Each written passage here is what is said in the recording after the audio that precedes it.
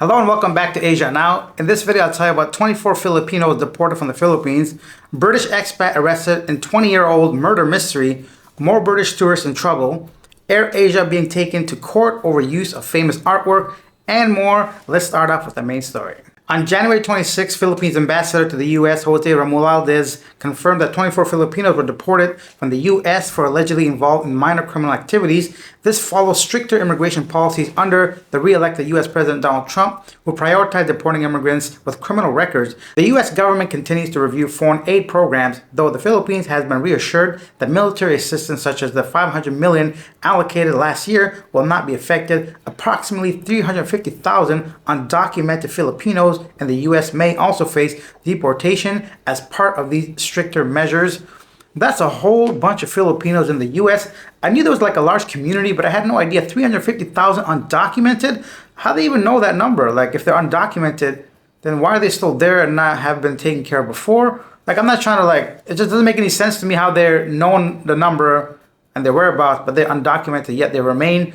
Also, I had no idea this was actually going to go through. I thought Trump was basically just talk, essentially trying to get reelected, and I had no actual idea that someone can actually go ahead and deport so many people all at once, because this is not the only thing. I'll tell you guys more about this, about a different country being deported later on. Lithuanian artist Ernest Zakriavic will take legal action against Air Asia for using his children on a bicycle artwork in the promotional advertisement without permission.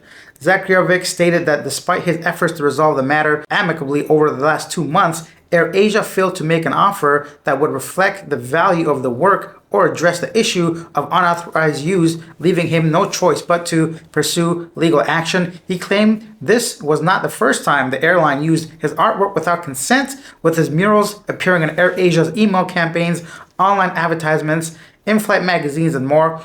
He said, "This repeated behavior has broader implications beyond my personal experience. It sends a damaging message that artists' work can be used freely without regard for intellectual property rights," end quote, said the artist. Okay, so if you guys know, this image might be very familiar with some of you guys, or maybe you don't even know, but you've seen it somewhere. But I've actually been there. It's beautiful in Penang, Malaysia. And when I was there, it was before that he touched it up. I think recently he went back and retouched the painting. And it's one of those things that's just like iconic and synonymous with that area in Penang. And also, there's something about the image. I'm not like an artist or like one of those people that really know anything about art, but the way that painting is done, the location, there's something about it that really captures people. That's why people keep going there. It's one of the most popular actual tourist spots. So for Air Asia to use it without his consent or compensate him in any way, I think is 100% wrong. But there were some people kind of against this in the comment section of the article, saying that it's in public domain. But it doesn't really work like that. You can't be a corporation making millions, if not billions of dollars, and use somebody else's artwork and not pay them for it, having it plastered against your actual planes and your magazines and all that. So because people go to Penang, a lot of them just for that picture. Let's be honest. If you've been there, you know what I'm talking about. Leave your comments down below. Do you think the airline's right or the artist itself? I'd love to know your thoughts. Next up, on January 25th, a 23-year-old Chinese man, Li Shuazheng, was arrested in the Ninoy Aquino International Airport in Pasay, Philippines for using a fraudulent working visa. Bureau of Immigration Officer discovers his name in the derogatory. I'm gonna probably cut back at some of these fake visas and being deported, especially the POGO ones. I mean, I think by this, I'm even getting tired bringing this up. So unless it's like a big case or a lot of them or something like that, I'm just going to skip past that. Even Thailand's gone ahead and tried to cut electricity to Myanmar because they want to stop like illegal operations in that country. So POGOs are not just the Philippines problem. Next up, some news from the CIA. The CIA now considers it more likely that the pandemic originated from a leak in China rather than natural transmission from animals. This low confidence assessment is based on newly analyzed intelligence. While the agency still sees both origins as a possibility, it aligns with the other U.S. agencies like the FBI and Department of Energy, which supports the lab leak theory to varying extent. Wuhan, the city where the first case emerged, houses a major coronavirus research facility. In case you guys didn't know, I'm not going to go down that rabbit hole. Leave your thoughts down below. Do you think it was a lab leak, or do you think it was some bat spitting into a man's mouth or something like that? Animal to human transmission. I know I'm obviously not being accurate. I'm not a scientist. I feel like the lab theory probably seems more likely. If I was a betting man, I'll put it all on that.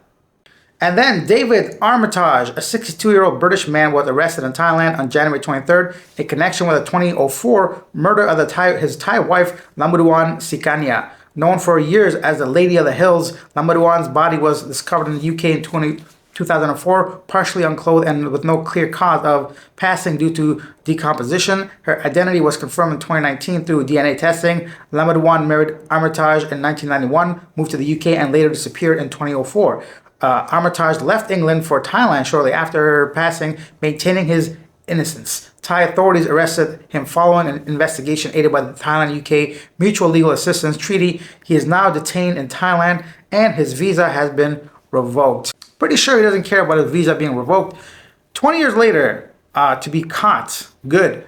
This just shows you can't really run away from the law. I know a lot of people do, so I'll take that back. But my point is, do you really want to be looking over your shoulder for 20 years? Buddy, what was going on where you just couldn't simply walk away?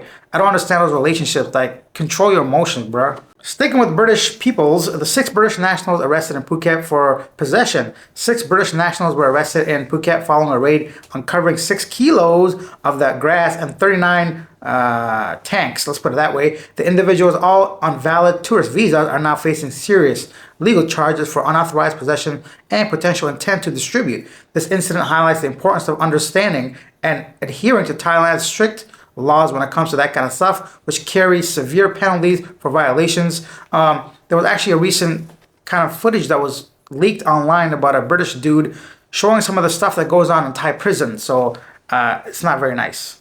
Let's get back to deportation. Colombia, the country, on Sunday backed down and agreed to accept deported citizens sent on U.S. military aircrafts hours after President Donald Trump threatened painful tariffs to punish the defiance to his mass deportation plans. Looks like this man is following through with whatever he promised in the campaign, at least some of it to extent when it comes to mass deportations. Yeah, I mean, I guess it is what it is if you didn't come in any country legally. And then the U.S. states, what the shit? Next up, the U.S. has ceased issuing passports with gender-neutral X option. The State Department said following President Donald Trump's order limiting government recognition of transgender identity. I've always wondered, like, okay, the U.S. recognizes it, but what about, like, other countries? When somebody wants to travel on an X passport, I wonder how many people were, like, denied entry or just turned away because their passport had X as a gender, because I don't think every country recognizes that. Yeah, if you guys know anything about that, let me know if you guys have an X passport or just know about that. Now time for a segment Yesterday Today, where I share some of the most popular comments regarding yesterday's video, which was about tourism in the Philippines. And Isabella says, I would rather live the way we were 50 years ago. The Philippines was very clean and the population was smaller. Everything was natural. Today, too many tourists. The population is blown up, too hectic. Don't get me wrong. I don't mind the tourists, but the citizens should observe cleanliness as well. They should keep our cities clean. Lawrence says, your happiness is what you make of it. The Philippines is my home. I am happy here and intend to never leave. And Griffin says, I live in the Philippines. I like the way the Philippines is at the moment. The tourists that come and go and the expats that stay are older. The view that the Philippines is a cheap place to live. It seems that a lot of people want the Philippines to be Thailand. The Philippines is not Thailand. The Philippines has a different culture. It's a great place. Once you come here, you will see how beautiful the country is. The Philippines is a mainly conservative country. It is the best place to live if you want a type of lifestyle. If you do not like, of course, you can always go back to your home country. For the Philippines has changed my life for the better. I'm always grateful to be here each day with my wife and my son. That's it for today's video. If you guys enjoyed it, take a second, hit that subscribe button, hit that like button. I'll see you guys tomorrow. Bye. Because they're thinking, is it Myanmar?